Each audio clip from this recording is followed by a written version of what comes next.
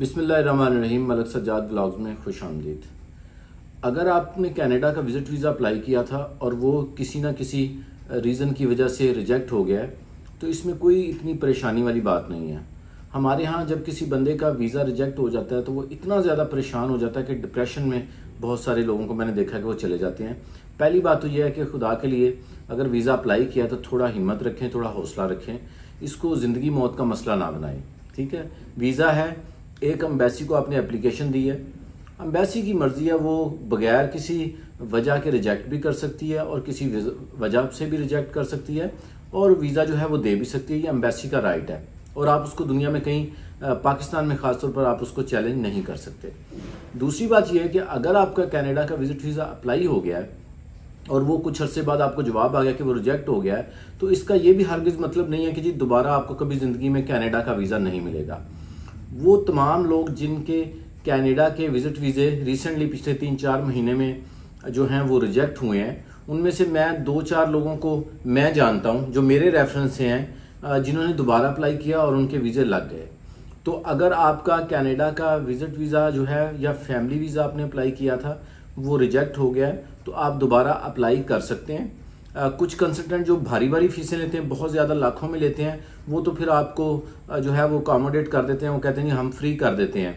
और कुछ जो हमारे जैसे कंसल्टेंट हैं जो नॉर्मल फीस लेते हैं वो यकीनन उसको फ्री तो नहीं कर सकते क्योंकि ज़ाहिर सी बात है प्रोसीजर जो है वो सारा सेम होता है।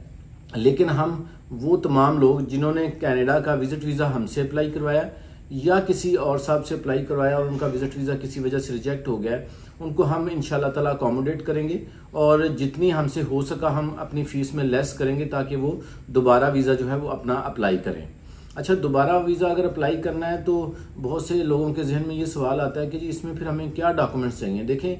दोबारा वीज़ा जो है वो आपके लिए है, इसमें सिर्फ और सिर्फ आपको एक बेनिफिट ये है कि जो आपने फिंगरप्रिंट्स की फ़ीस दी थी वो दोबारा नहीं देनी पड़ेगी, यानी आपको जो नई फ़ीस है वो सिर्फ 100 कैनेडियन डॉलर आपने देनी है। जो कंसल्टेंट की फ़ीस है या कंसल्टेंट का जो प्रोसीजर है वो सारा का सारा सेम है, लेकिन ये जो कोई स्पेशल डिस्काउंट हम दे रहे हैं वो सिर्फ इस वजह से है कि बंदे वैसे ही परेशान होते हैं जिसका वीज़ा जो है वो बेचारे का नहीं लगता, तो फिर वो दोबारा जब नए सिरे से किसी को पूरी फ़ीस पे करता है तो यकीनन वो थोड़ा परेशान होता है और उसकी कोशिश होती है कि चलो वीज़ा तो हर बंदा लगवाना चाहता है लेकिन ज़ाहिर सी बात है हर बंदा अपनी बचत भी करना चाहता है। तो अगर आपका कनाडा का विजिट वीज़ा किसी वजह से रिफ्यूज़ हो गया था, चाहे अभी हुआ है, 6 महीने पहले, साल पहले या जब भी पहले, तो अगर आप हमसे कांटेक्ट करते हैं तो मुझे अपना जो लेटर है, रिफ्यूज़ल लेटर मुझे भेज दें, वो मैं चेक कर लूँगा, उसकी रीज़न को देख लूँगा और फिर आपके डॉक्यूमेंट्स को देखूँगा और फिर इंशाल्लाह ताला हम उसको अप्लाई कर देंगे। रीअप्लाई करने में इंशाल्लाह ताला बहुत सारे लोग जो हैं उनको वीज़े इशू हो जाते हैं अगर उनका केस जो है वो बिल्कुल ठीक है, सॉलिड है, यानी ये समझ में आए जो ऑफिसर है उसको कि भाई ये जो पहले इसका रिफ्यूज़ हुआ था वो इस वजह से हुआ था, लेकिन इसने चूंकि नई एप्लीकेशन दी है रिव्यू के लिए कि जनाब मुझे आपने ये कहा था कि आपकी स्ट्रॉन्ग टाइज पाकिस्तान में नहीं है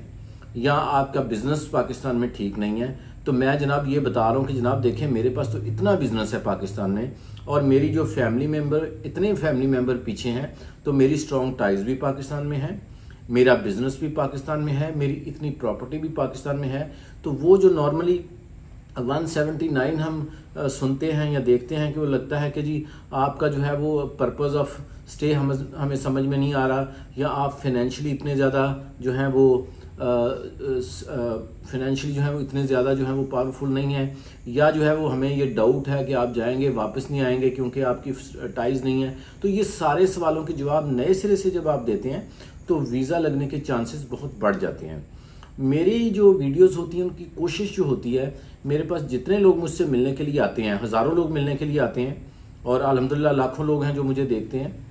जितने लोग मुझसे मिलके जाते हैं वो इस बात को यकीनन गवाही देंगे, हमारा मकसद, मेरी वीडियो का मकसद या मुझसे मिलने के लिए जो भी है, मेरा मकसद हरगिज़ नहीं कभी हुआ कि इसकी जेब काट लें, इससे किसी तरह से पैसे ले लें, इससे किसी तरह से कंसल्टेंसी लें, बल्कि मेरा मकसद ये होता है कि आप लोगों को गाइडलाइन बेहतर दूं। देखें, गाइडलाइन जब आप किसी को बेहतर देते हैं तो वो अगर आपसे काम नहीं भी करवाता, लेकिन वो आपको किसी ना किसी जगह याद ज़रूर करता है और किसी ना किसी जगह जाके आपको दुआ ज़रूर देता है। बेशुमार लोगों को हम जैसे फ्रॉड से बचाते हैं कि भाई फ्रॉड अगर आपके पास, अगर आपको कोई कहे कि मुझे अपना ओरिजिनल पासपोर्ट दे दो और इतने लाख रुपया दे दो कनाडा के लिए या किसी भी मुल्क के लिए, तो समझें कि वो आपके साथ फ्रॉड कर रहा है, क्योंकि आपने पासपोर्ट की स्कैन कापी देनी होती है और सारे डॉक्यूमेंट स्कैन देने होते हैं।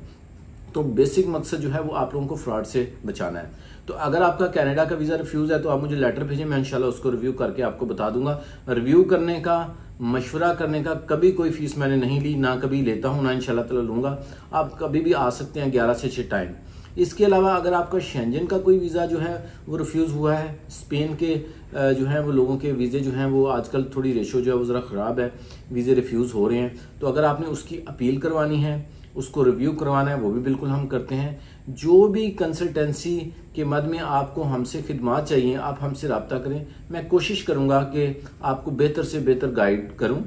काम आप हमसे करवाएं या किसी और से करवाएं, लेकिन गाइडलाइन के लिए आपका भाई हाजिर है। आप 11 से 6 कभी भी ऑफिस आ सकते हैं। ऑफिस के लैंडलाइन नंबर पे कॉल करके भी इंफॉर्मेशन ले सकते हैं और व्हाट्सएप पे भी इंफॉर्मेशन ले सकते हैं। तो इस सिलसिले में अगर कोई भी आपको अपील तैयार करवानी हो, री अपील करवानी हो, री अप्लाई वीज़ा करवाना हो, तमाम सर्विसेज हम दे रहे हैं और इंशाल्लाह ताला आपको बेहतर गाइड करेंगे। बहुत शुक्रिया, दुआ में याद रखें। अल्लाह हाफिज़।